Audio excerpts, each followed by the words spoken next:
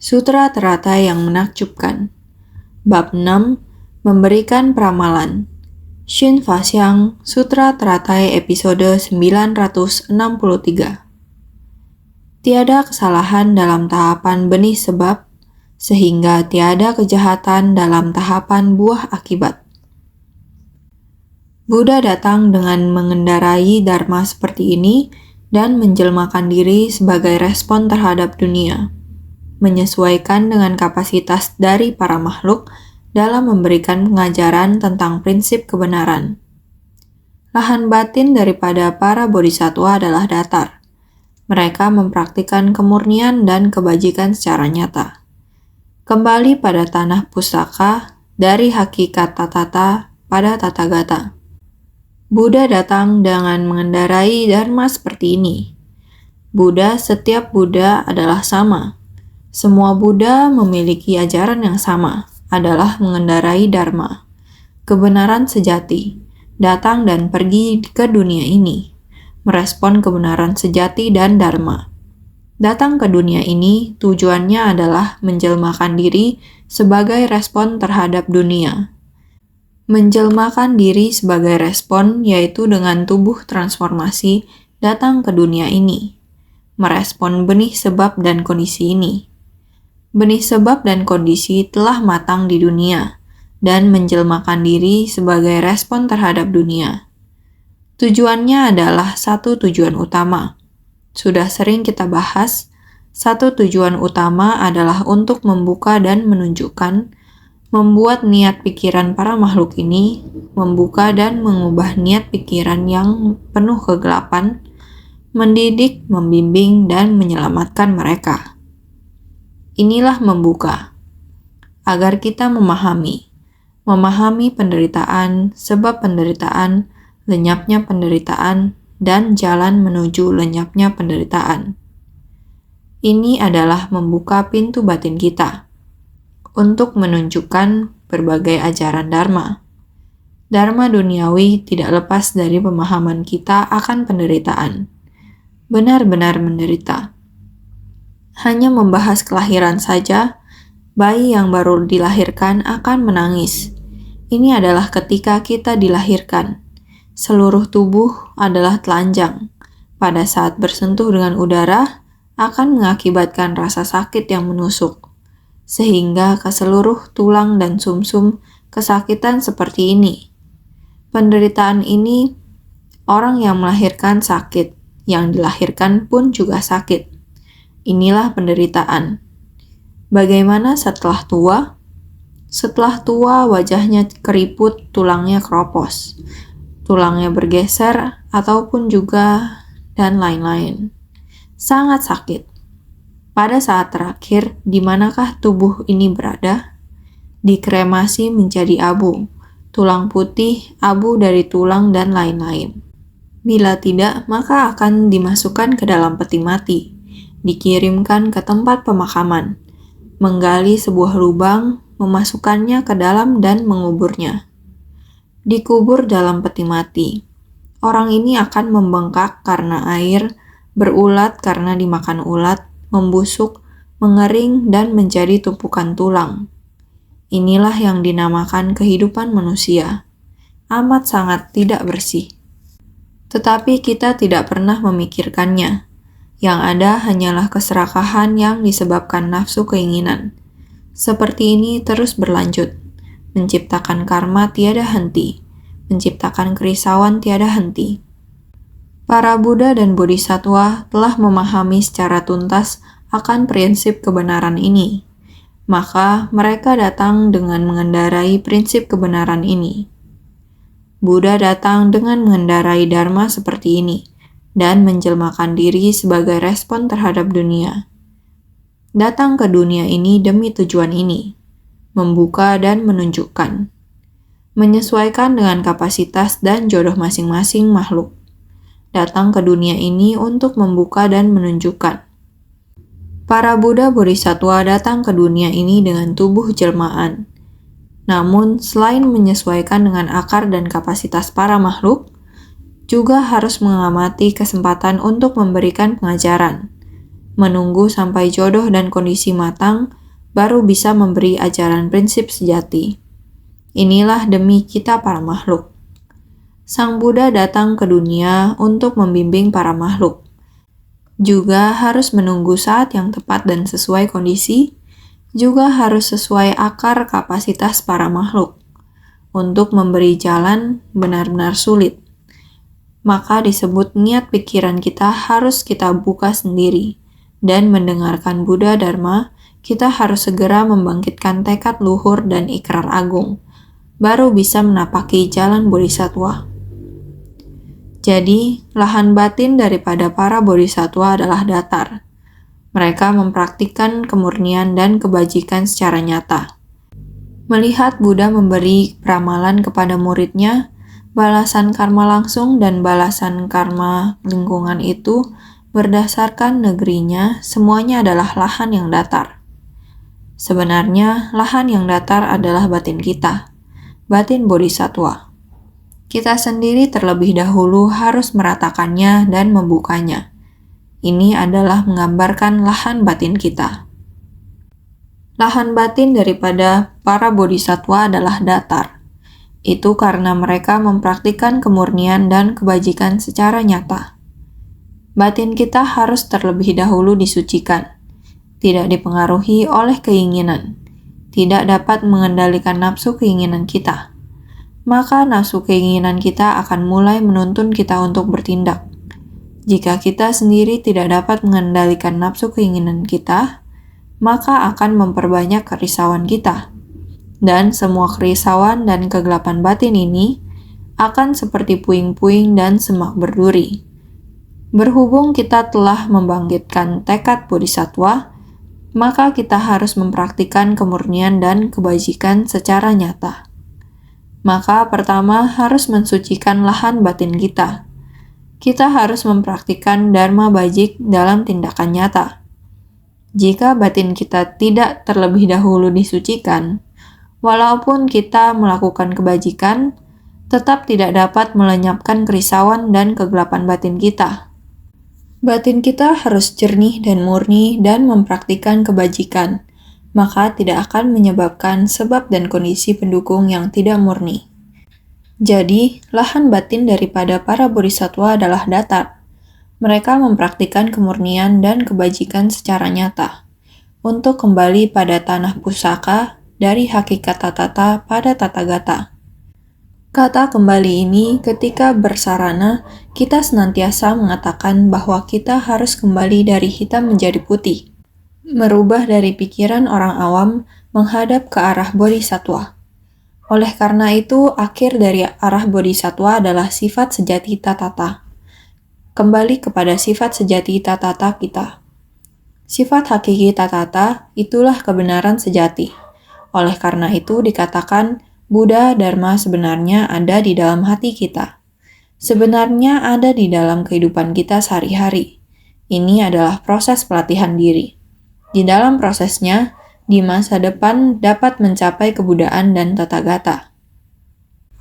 Arahat Samyak Sambuddha, Vidya Carana Sampana, Sugata Logavit, Anutara Parusadamya Sarata, Sasta Dewa Manusayam, Buddha Bhagawan.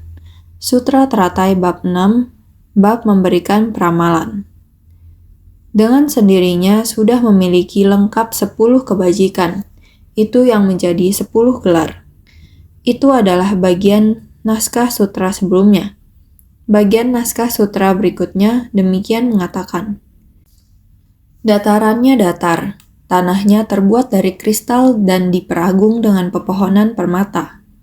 Tali emas digunakan untuk membatasi sisi jalan. Bunga menakjubkan menutupi tanah dan sekeliling adalah murni. Mereka yang melihat akan bersukacita. Sutra Teratai Bab 6, Bab Memberikan Peramalan. Pada bagian naskah sutra ini menjelaskan bahwa di kemudian hari ketika Katyayana mencapai kebudaan, negerinya demikian agung. Sama seperti balasan karma lingkungan dan langsung dari Subhuti dan Kasyapa. Ini menunjukkan hasil dari praktik pelatihan diri Lahan batin mereka adalah jernih dan teratur. Daratannya datar, tanahnya terbuat dari kristal. Lahan batin dari para bodhisatwa tiada yang tidak rata. Itu sebabnya dataran yang diperoleh adalah sepenuhnya datar. Tanahnya terbuat dari kristal. Kondisinya adalah kemurnian yang paling berharga. Datarannya datar, tanahnya terbuat dari kristal. Merupakan lahan batin dari para bodhisatwa tiada yang tidak rata. Batin bodhisatwa sangatlah rata, jadi tanah negeri tersebut datar. Lebih khusus lagi, tanah di sini sangat bersih, seperti kristal, kaca. Tanahnya terbuat dari kristal, menunjukkan bahwa sangat jernih dan murni. Struktur dari tanah dan batin adalah kejernihan yang paling berharga. Batin kita harus dilatih sampai pada tahap demikian. Ketika batin kita bersih, ibarat sebersih kristal. Struktur seperti kristal adalah permata yang berkualitas tinggi. Diperagung dengan pepohonan permata, tali emas yang digunakan. Diperagung dengan pepohonan permata, perumpamaan untuk ikrar dan praktik pencerahan. Tali emas digunakan, merujuk pada tidak melenceng, teguh dan kokoh, layaknya penanda garis lurus daripada tukang kayu. Diperagung dengan pepohonan permata. Ini adalah perumpamaan, ikrar, dan praktik pencerahan. Batin kita ingin jernih dan murni, maka kita harus membangkitkan tekad bodhi. Kemudian tekad bodhi ini harus dipraktikkan dalam tindakan nyata. Tali emas digunakan.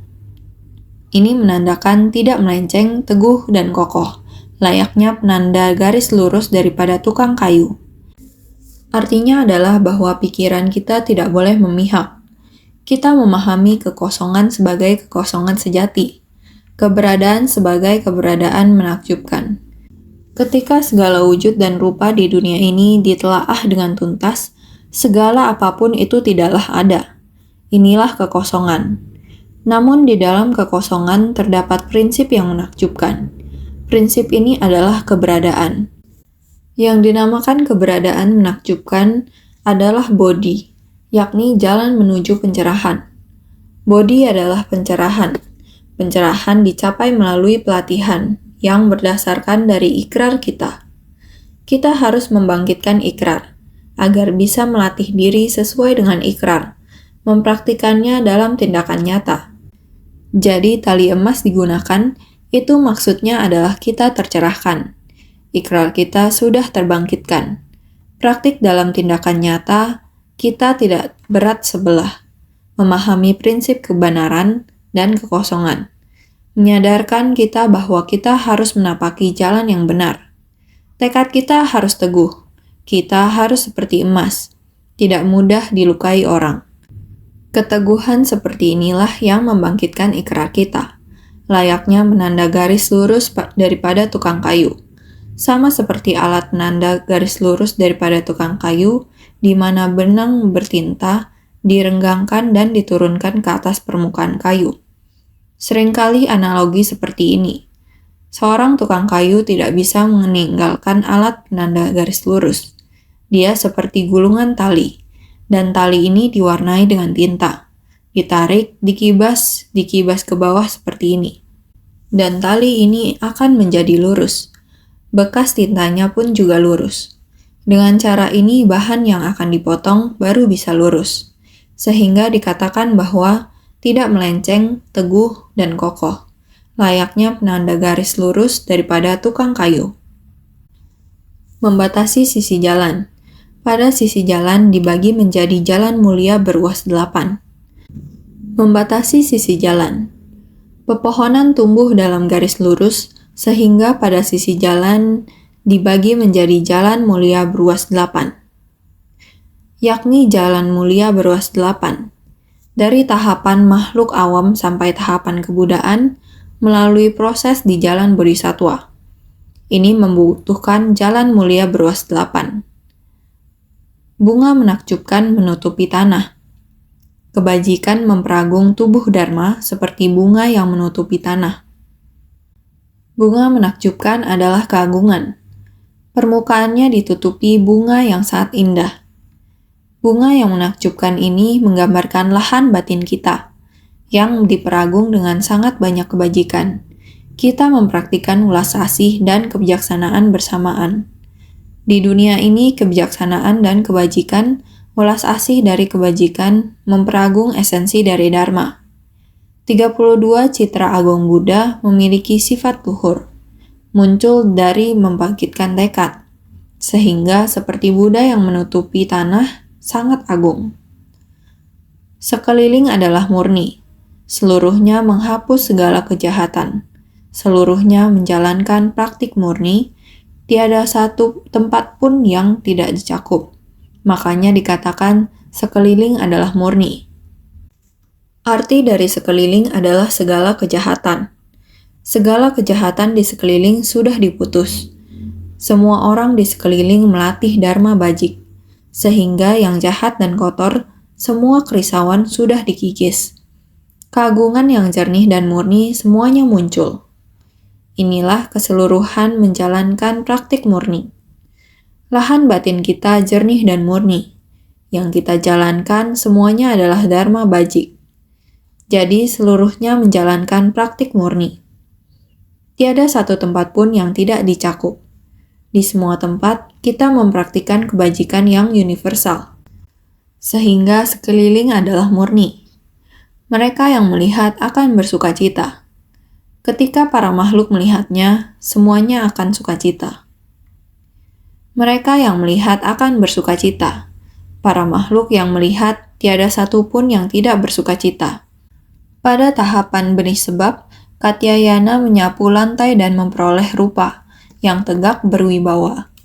Siapapun yang melihatnya akan bersukacita.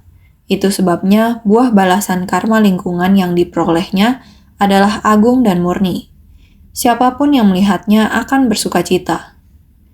Benih sebab demikian, makanya buah akibat demikian. Pada tahapan benih sebab, Katyayana menyapu lantai dan memperoleh rupa yang tegak berwibawa. Siapapun yang melihatnya akan bersukacita. Ini sebagai bukti bahwa Katyayana selama sekian kehidupan sudah memberi persembahan kepada 8.000 koti Buddha. Setelah itu, masih berlanjut dengan persembahan kepada 20.000 koti Buddha. Dia akan membangun stupa dan vihara bagi setiap Buddha yang memasuki kemoksaan, dan menyapu serta membersihkan tempat itu. Ini sebabnya mengapa ia memperoleh rupa yang tegak berwibawa, sehingga setiap orang yang melihatnya akan bersukacita. Pembinaan diri hendaknya dilakukan secara terus-menerus. Seperti ini, itulah sebabnya buah balasan karma lingkungan yang diperoleh adalah agung dan murni. Ketika memperoleh buah Buddha, yakni balasan karma lingkungan, akan memperoleh tanah negeri yang agung dan murni. Sebagai balasan karma lingkungan, tempat dia dilahirkan, kondisi sekitarnya begitu agung, begitu bersih dan murni. Yang demikian, siapapun yang melihatnya akan bersukacita. Semua orang yang melihatnya akan bersukacita. Benih sebab demikian, makanya buah akibat demikian. Naskah sutra yang berikutnya kembali menjelaskan. Tiada 4 alam sengsara, neraka, setan kelaparan, hewan, dan asura. Terdapat banyak sekali dewa dan manusia, kumpulan Sravaka, serta para bodhisattva. Sejumlah berlaksa koti tak terhingga memperagung negeri itu. Sutra teratai bab 6, bab memberikan peramalan. Di negeri itu tidak ada 4 alam sengsara. 4 alam sengsara itu adalah neraka, setan kelaparan, hewan, dan asura. Tiada 4 alam sengsara. Neraka, setan kelaparan, hewan, dan asura. Hati amarah menjerumuskan ke dalam alam neraka. Niat serakah menjerumuskan ke dalam alam setan kelaparan. Pikiran penuh kebodohan menjerumuskan ke alam hewan. Hati yang suka menjatuhkan orang lain menjerumuskan ke alam asura. Pada tahapan benih sebab, para bodhisattva tidak melakukan semua kesalahan ini. Makanya pada tahapan buah akibat, tiada 4 alam sengsara ini. Hati amarah, jika kita memiliki hati amarah dan benci, akan terjerumus ke neraka. Jika kita memiliki niat penuh kebodohan, mempunyai hati yang bodoh, maka itu adalah terjerumus ke alam hewan. Kita mempunyai kesombongan atau suka memamerkan keunggulan. Hati yang suka memamerkan keunggulan seperti ini, itu adalah terjerumus ke alam asura. Jika ada keserakahan, maka akan terjerumus ke alam setan kelaparan. Ini semua adalah penderitaan yang disebabkan oleh 4 alam sengsara. Pada tahapan benih sebab, para bodhisattva tidak melakukan semua kesalahan ini. Dalam proses pelatihan diri, mereka tidak ada kesalahan seperti ini.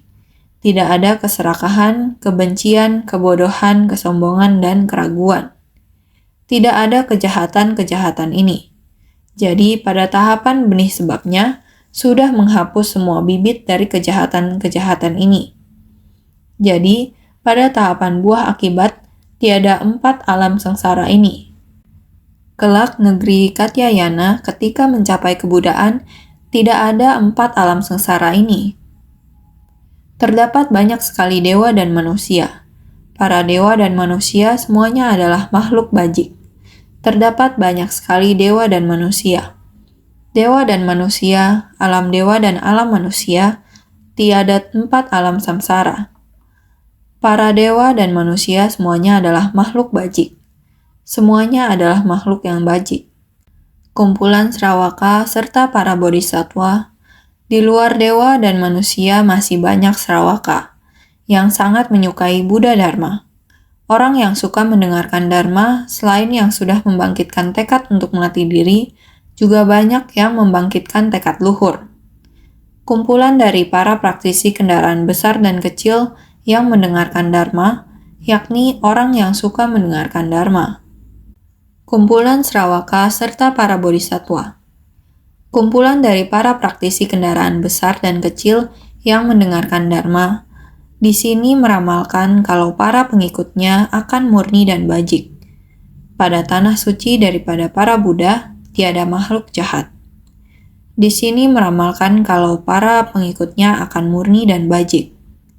Buddha memberi peramalan kepada Katyayana. Negerinya pada masa mendatang, di tempat tersebut semuanya adalah orang bajik. Bahkan mereka bertekad untuk meninggalkan keluarga duniawi. Sravaka dan bodhisattva ini semua adalah keluarganya. Semuanya sangat polos. Semuanya adalah orang yang bajik. Pada tanah suci dari para bodhisattva, tiada makhluk jahat. Ini adalah tanah suci Sang Buddha. Sejumlah berlaksakoti tak terhingga memperagung negeri itu. Dengan para Sravaka dan bodhisattva yang tiada terhingga, banyaknya memperagung negeri itu. Sejumlah berlaksakoti tak terhingga memperagung negeri itu. Dengan berbagai macam benda berharga, begitu banyak orang yang bajik, Sravaka dan bodhisattva yang tiada terhitung, demikian memperagung negeri ini. Dengan para Sravaka dan bodhisattva yang tiada terhingga, banyaknya memperagung negeri itu. Ini adalah Katyayana, balasan karma lingkungan dan langsungnya untuk mencapai kebudaan pada masa mendatang. Negeri di mana karma balasan lingkungan dan karma langsung. Dalam naskah terlebih dahulu menerangkan kalau balasan karma lingkungannya adalah agung dan murni. Selanjutnya menerangkan kalau para pengikutnya adalah murni dan bajik, tetapi di dalamnya tiada nama kalpa dan negerinya. Mungkin orang yang menerjemahkannya kurang menuliskannya.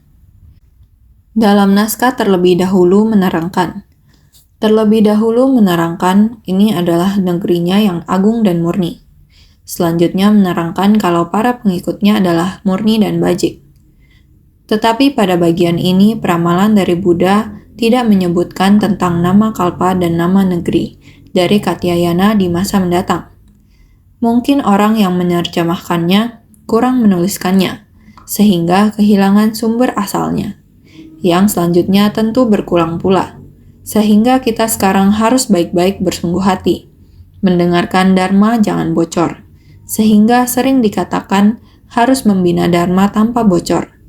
Jika kamu membiarkan Dharma bocor, akan kehilangan. Untuk mencarinya kembali tidak ada sumber asalnya, sehingga membina dan mempelajari ajaran Buddha juga demikian. Harus senantiasa lebih bersungguh hati.